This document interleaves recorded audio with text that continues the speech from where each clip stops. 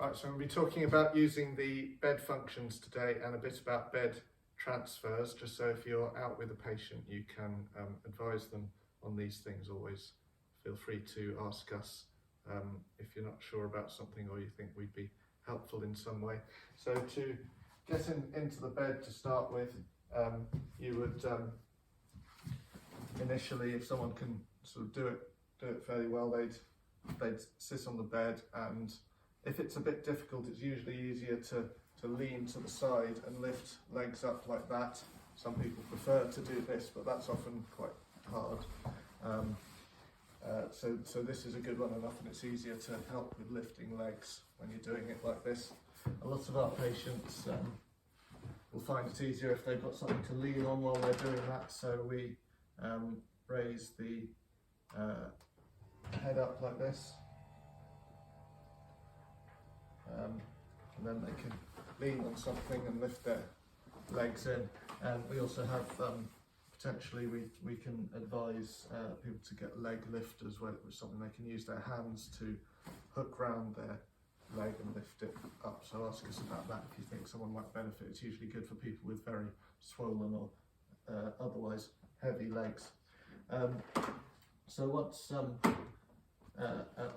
the other thing about getting legs in, if someone struggles to get their legs up into bed, advise them to make the bed as low as possible, so they can sit down on it at a nice comfy height, and then lower it down as close as it'll go to the ground. And obviously the further down it goes, the easier it is to get your legs up.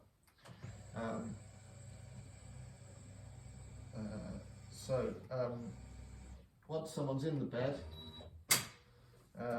they'll be often, obviously you'll be well aware, we often see people who like to have the backs up, either because it's good for their breathing, or it's good for social interactions, or to have them eating or drinking or anything like that. They like to have the back up. What we will always advise is, if someone's sitting with the back of the bed up for any length of time, is that you would also raise what we call the knee break. So that's, I don't know if you can see, I'm now raising up the end here. So if I'm in the bed, and if someone's lying in the bed already, you'd put this up first, and then you can see that the person then is in a much better position. And the main benefit of this, partly it's a better position for their comfort and posture, but also you will have seen lots of people who sit with their bed like this, and you can see that this bed fits in me perfectly. I'm about 6 feet tall in the bed. I'm fitting in it fine, but we see lots of patients who are perhaps shorter than me who get like this, and then because the back's up and the leg isn't, they end up sliding down the bed during the day or night, and end up with their feet pressing against the edge and their back across the join here, and we get calls saying the bed's too short, you need to make the bed longer. And sometimes the bed is too short, but more often than not it's bad posture rather than the bed needing to be longer. And regardless of the length of the bed, if we can get their bottom to stay where this joint is, so that their back's nice and straight on the bed like that, that will be a better solution than lengthening the bed. So we'd want, if the back's up, if the person will agree to it, and which they generally will, we want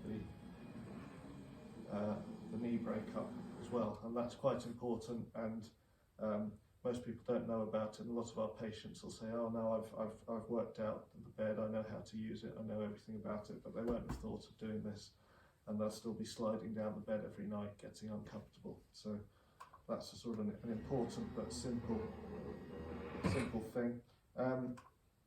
You can take things a bit further. If someone's in the bed like this, that's a pretty comfortable position if they're nicely positioned like I am here, and they may like to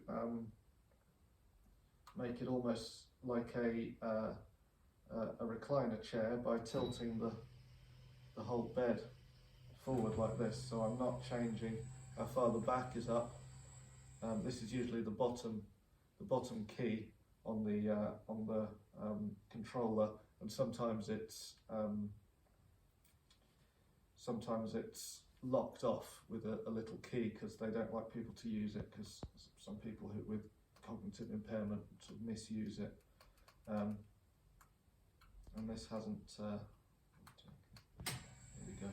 So as you can see, the whole bed is now tilting forwards, but because I've got the knee brake raised here, I'm not just sliding forwards, and I can keep doing this, and now it's almost like I'm in a nice chair position here. So this can be, it's good for various reasons, but one of the best things about it is its comfort, and if someone misses sitting in a chair but can't really safely get out of bed, they can be like this and they can feel like they're in a chair. It's really good for interacting with people. Often, because I'm up quite high now in a seated position, they can see out a window nicely, something like this. So this can be a nice position for people.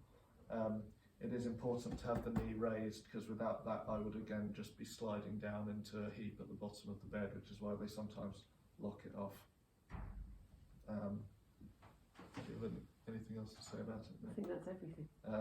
I'll talk a bit about getting out of the bed. I'll just make this level again now.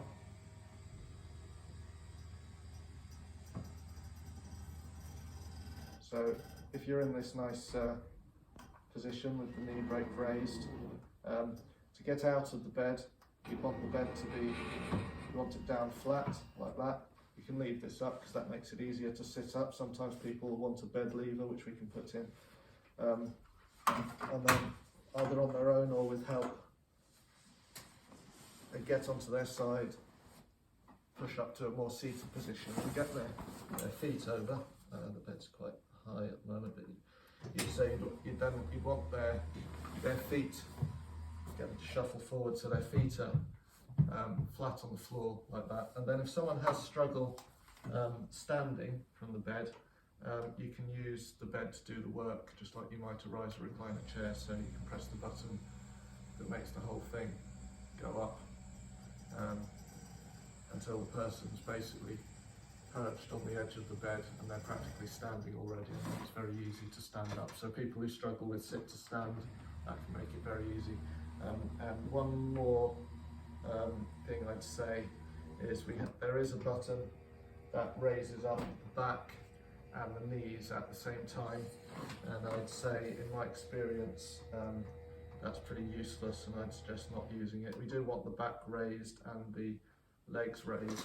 If you do it at the same time, the person sort of feels like they're being squashed in a deck chair. So I'd say don't do those at the same time, do them one at a time.